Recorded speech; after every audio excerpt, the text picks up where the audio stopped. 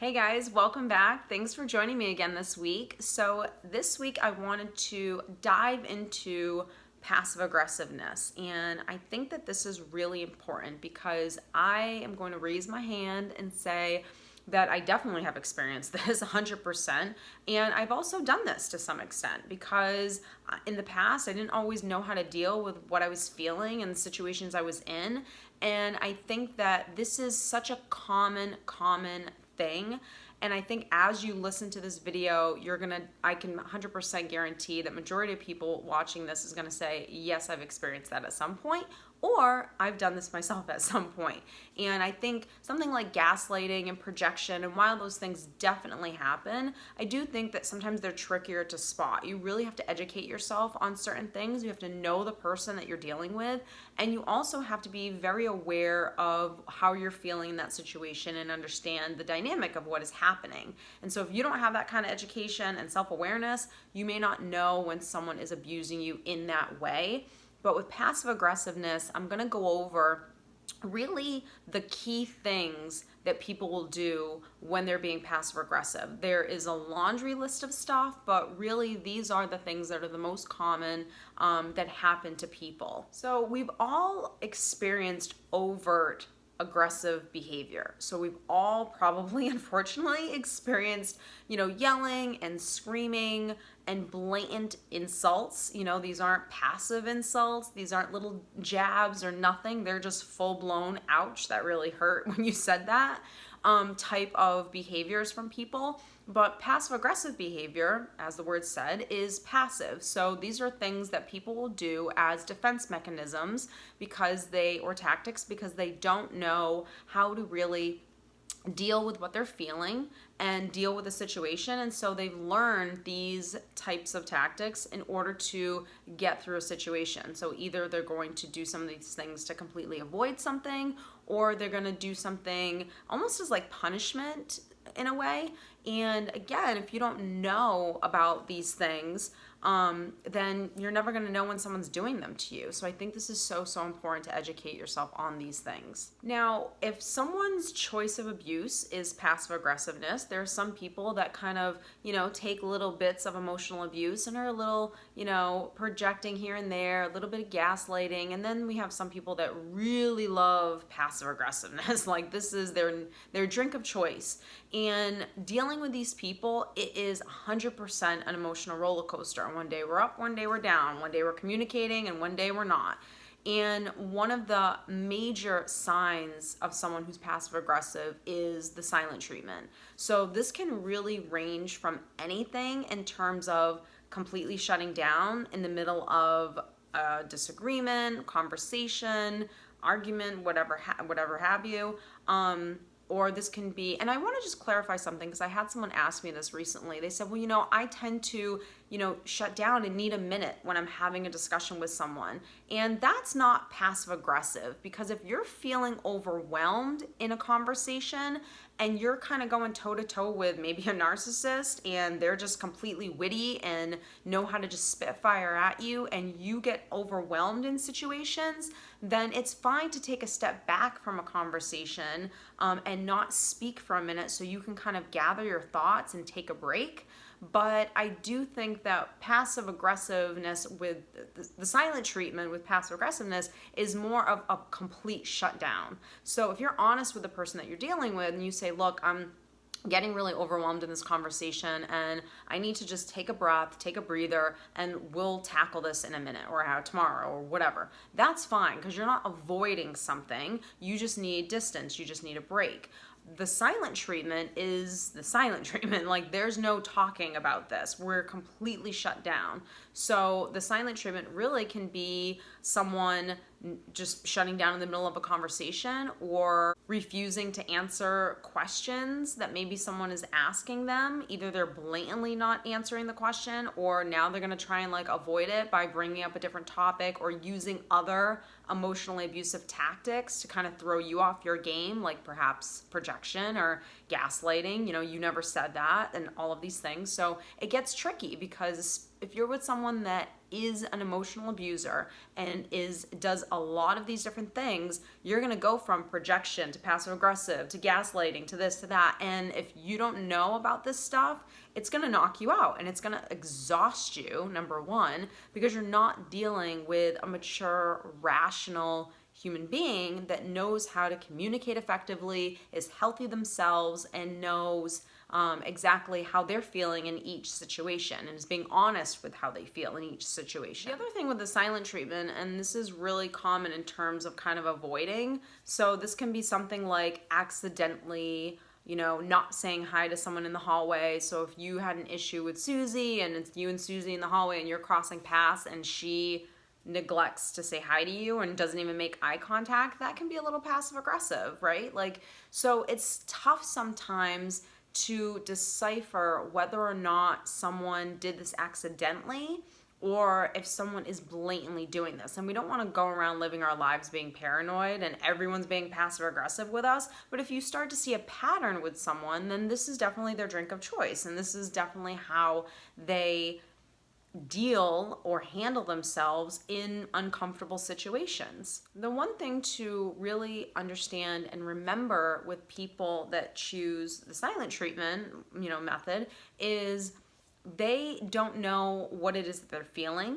They don't know how to deal with the situation. And so really this is their defense mechanism to completely shut down so they don't have to engage and sweep it under the rug. This is the sweep it under the rug type of a person. So they'll just go silent treatment, no contact for a couple of days, call you and pretend like everything's fine. And for some people, they can deal with that depending on what the relationship is, if it's a coworker or a friendship. But, if it's a romantic partner or someone that we're intimate with or a family member that we have to see all the time, it gets really hard to keep having these relationships with these people when it's a constant lack or wanting to avoid something. So try not to take a lot of these things personally and just understand that of course it's frustrating and you have to really decide whether or not this is a relationship that's worth saving or worth putting in effort in.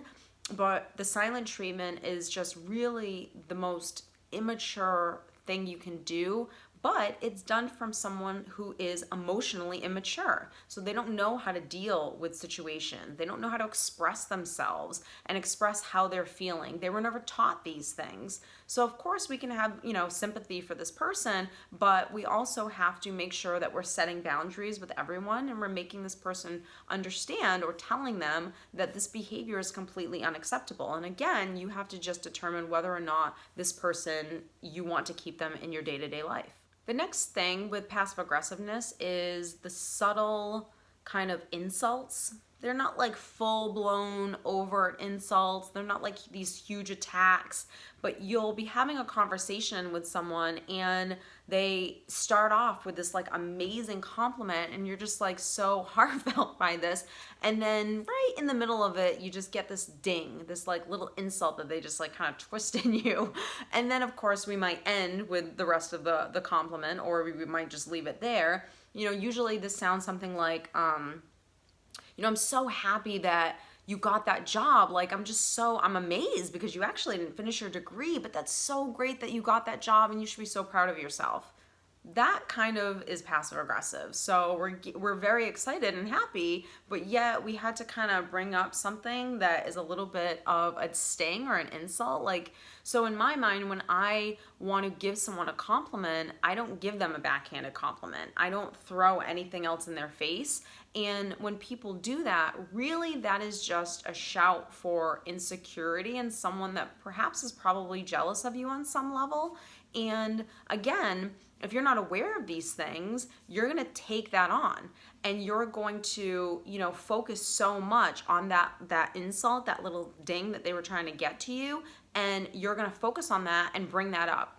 Well, thanks for the compliment, but did you have to bring up that I didn't finish the degree? And you're going to get like defensive and you're going to get engaged in this now argument instead of recognizing that this behavior was unhealthy and it was a form of passive aggressiveness.